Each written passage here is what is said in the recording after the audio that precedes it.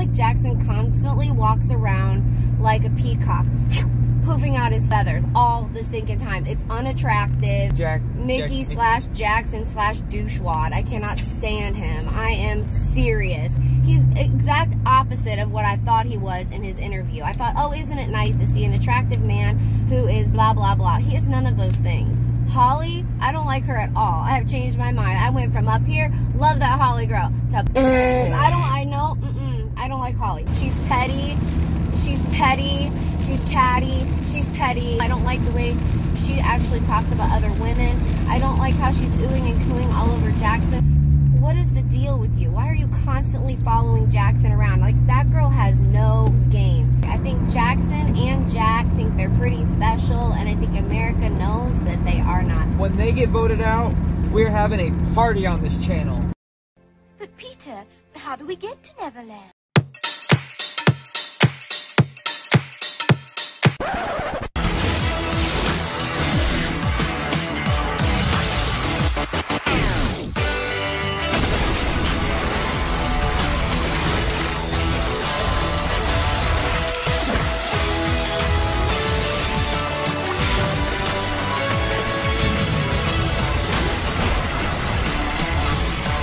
Hey guys, welcome to Life After Neverland, and we're here with another Big Brother recap, BB21. So we are our morning commute, going to work.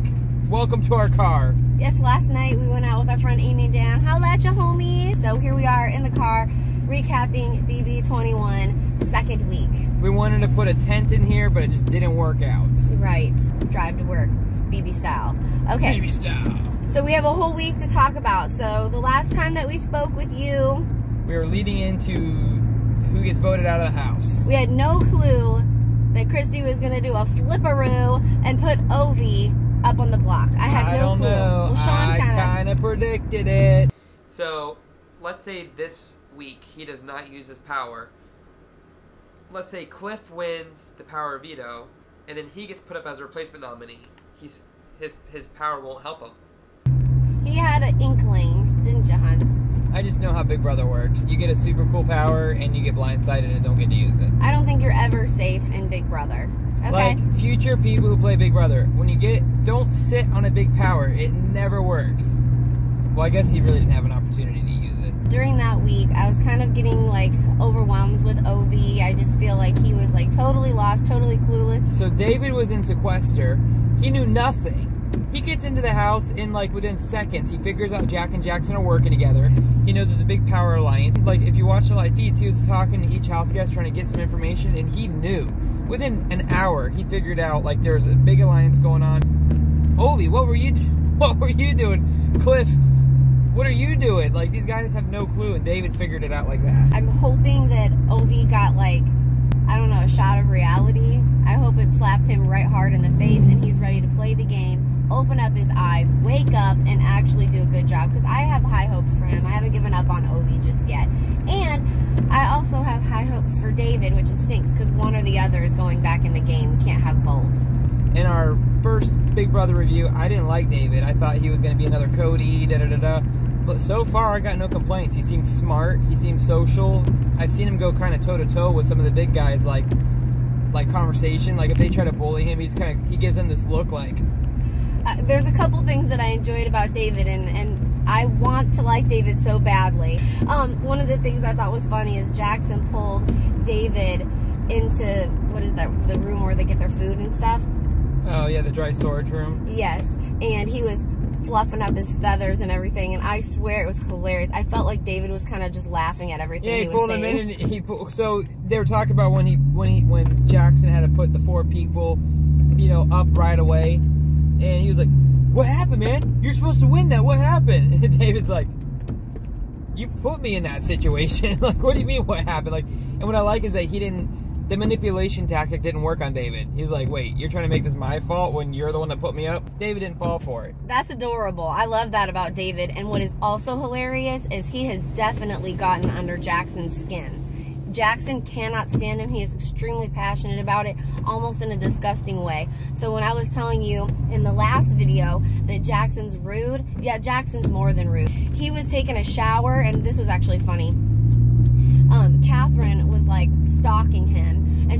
like slithering herself into the shower with him. I mean, seriously. But anyways, Jackson was going off about David, like in a very aggressive manner. Like it was almost kind of scary. I heard Jackson say that he didn't like David because David used the R word. I guess Jackson has someone in his family with special needs, and so he was really passionate about it.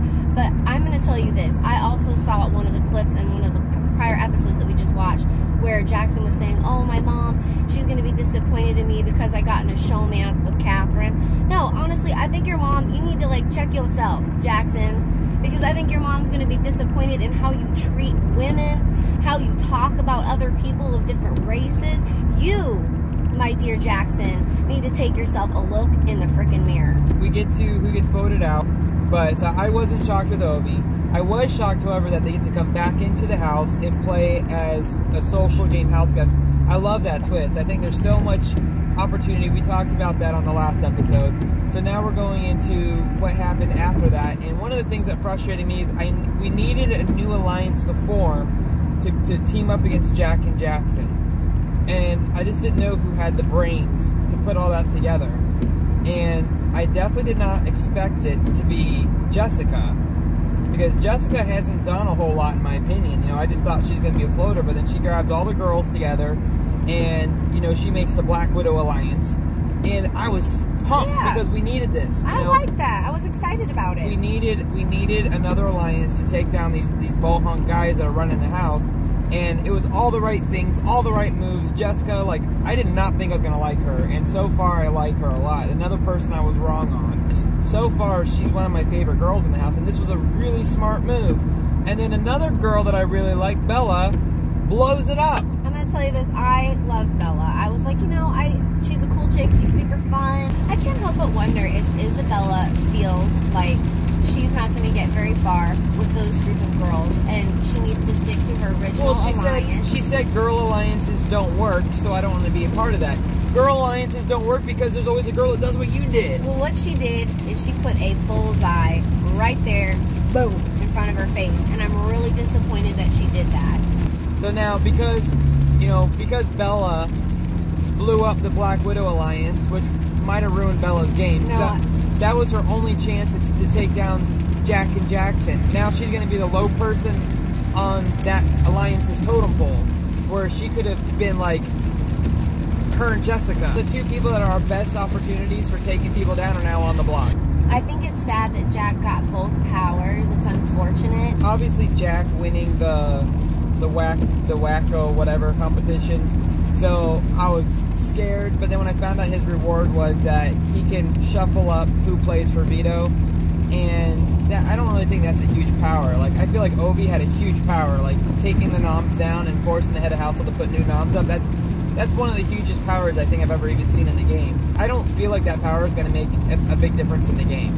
Oh my gosh, I forgot about this. When he sat everyone down, the entire group of people in the house, and told them that they cannot talk game.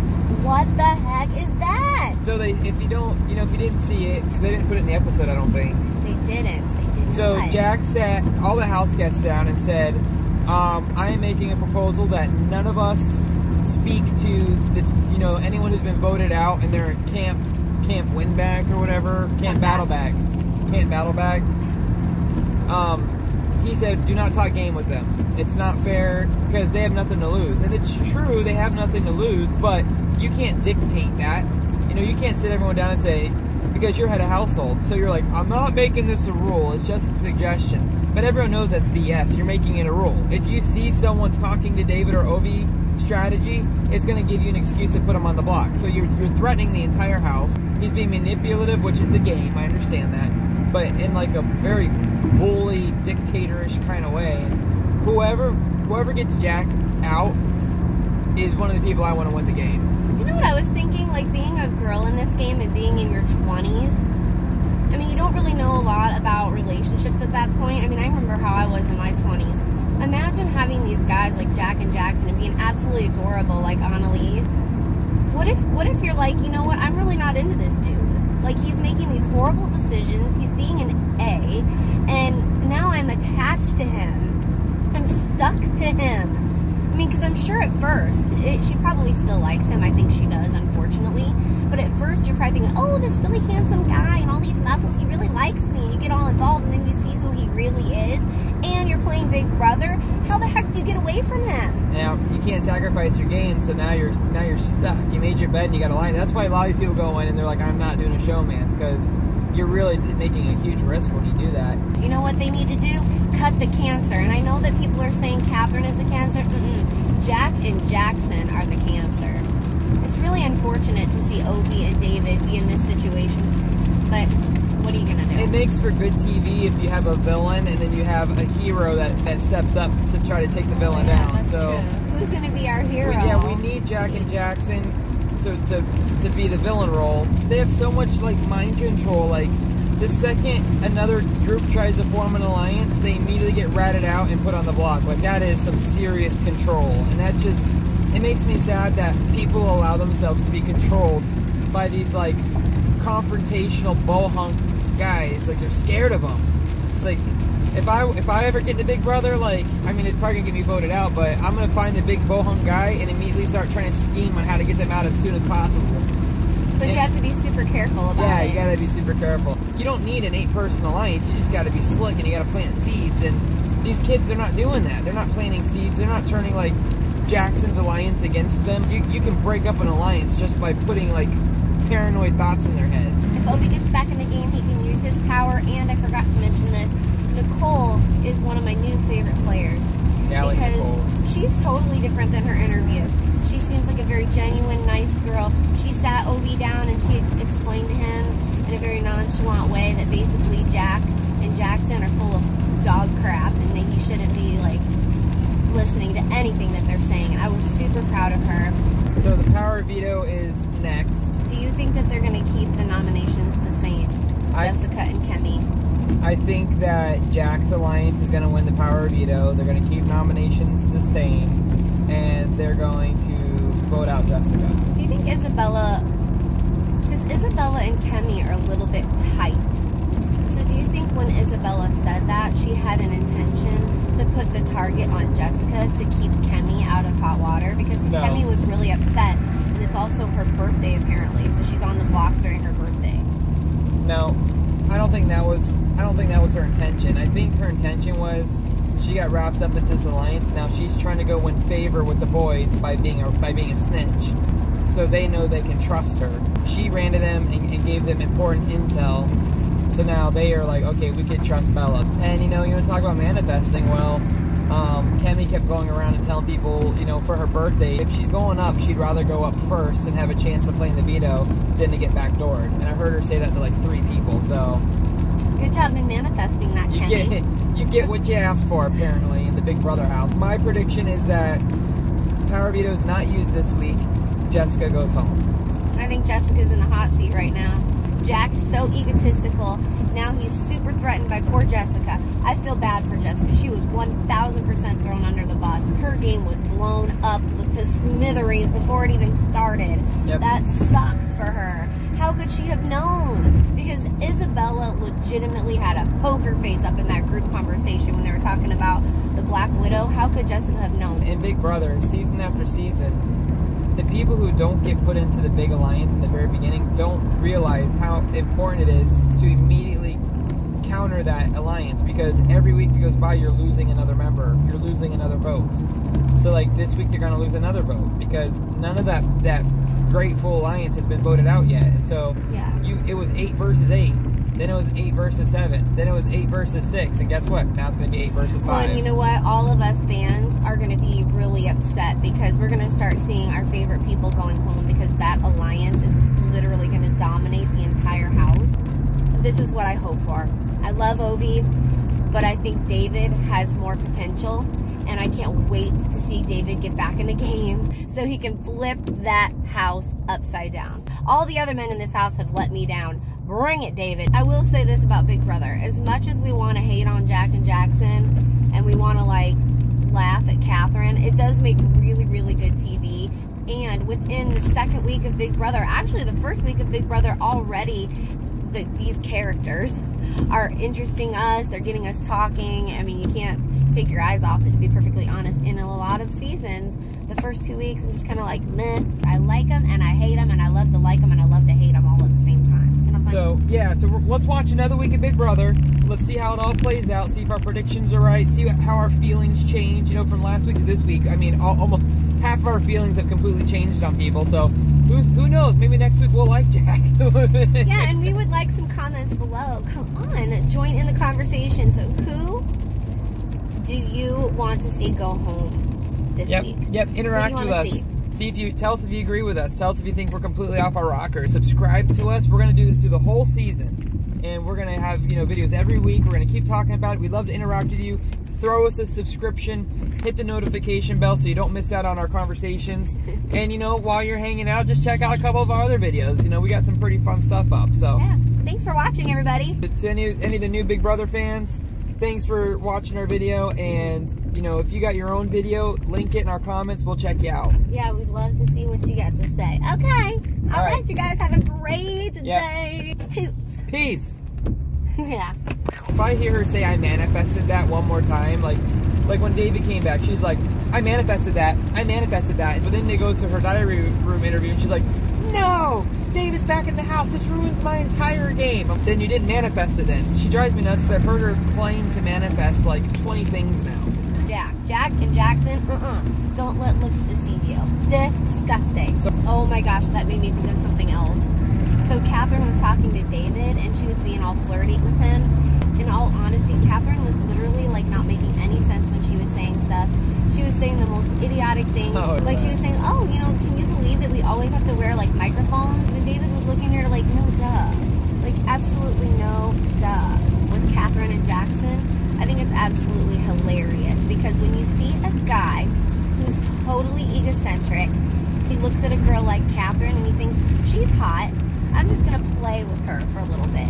Then the funny part is when the girl he's playing with is actually cuckoo for Cocoa Puffs, like Catherine, and then fatal attraction starts happening.